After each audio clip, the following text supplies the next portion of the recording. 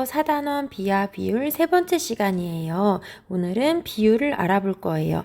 우리 지난 시간에 비에 대해서 알아봤는데 용어가 비슷하죠? 자, 여러분들이 비율부터 조금씩 어려워하기 시작하는데 선생님과 한번 지난 시간에 배운 내용을 연결해서 자세히 배워볼게요. 우리 먼저 비율의 개념을 확인을 한번 해볼 거예요. 자, 여기 개념 확인 부분으로 넘어와 주세요. 한번 같이 읽어볼게요. 먼저 비가 8대 10이라는 비가 있었어요. 그런데 이 8대 10에서 오른쪽에 있는, 즉 콜론 뒤에 있는 10은 뭐였나요? 네, 기준이 되는 부분이라고 했었죠. 그럴 때 우리 10을 기준량이라는 용어를 사용해서 써주고요. 그리고 그 앞에 있는 수 8은 비교하는 양이라고 이렇게 용어를 써줄 거예요. 지난 시간까지는 10이 기준이다까지만 배웠는데요. 우리가 이것을 이제는 기준량이라고 하고, 그리고 이 앞에서 비교하는 부분의 수를 비교하는 양이라고 한다는 것까지 오늘 배울 거예요. 여기 왼쪽에도 기준량과 비교하는 양이 써 있죠. 이 량과 양이 다른 것은 맞춤법에 의해서 다른 거예요. 자, 그러면 오늘 배울 것은 이렇게 비가 아니라 비율이었어요. 그쵸? 자, 먼저 우리가 비는 어떻게 나타냈어요? 방금 8대 10이라고 나타냈어요. 그러면 비율은 무엇일까요? 비율은 무엇이냐면 이 8대 10에서 10이 기준이었죠. 그러면 이 기준이 되는 양을 우리가 나누는 수 자리에 놓고요. 그리고 8이라는 이 비교하는 양을 여기 나누어지는 수 자리에 놓는 거예요. 이게 바로 비율인데요. 8 나누기 10은 뭔가 계산하다가 만 느낌이죠. 이것을 우리가 분수로 어떻게 나타냈었나요? 맞아요. 분수로는 10분의 8로 나타냈었어요. 그래서 이것을 분수와 소수로 두 가지로 나타내 볼 건데요. 먼저 분수로는 10분의 8로 나타낼 수가 있고요. 그리고 소수로는요. 10분의 8을 소수로 나타내면 뭐가 되나요? 네, 0.8이 되죠. 자, 이렇게 두 가지로 나타낼 수가 있어요. 그래서 만약에 문제에서 비를 구하세요 하면 이렇게 콜론을 사용해서 쓰고요.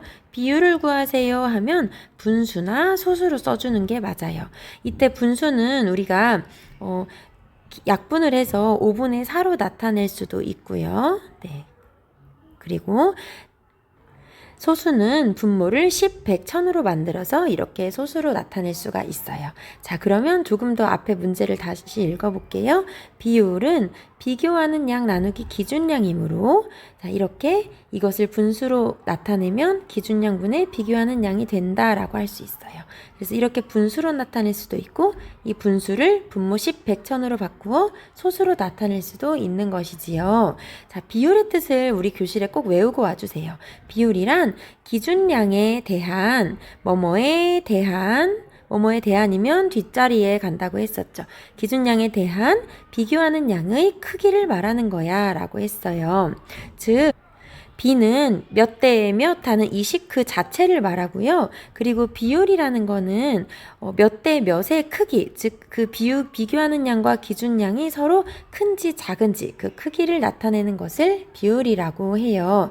자, 그러면 이것을 응용 문제를 풀어보면서 한번 배워볼게요. 자, 아래 가목장과 나목장을 한번 살펴볼게요. 두 목장의 가로에 대한 세로의 비율을 나타내보세요 라고 했어요. 이때 가로에 대한이면 가로가 뒤로 가야겠죠. 콜론 뒤로 가고 세로가 앞으로 갈 거예요. 우리 이것을 뭐라고 했나요? 네, 기준량이라고 했었고요. 이 세로 앞에 있는 수를 비교하는 양이라고 했었어요.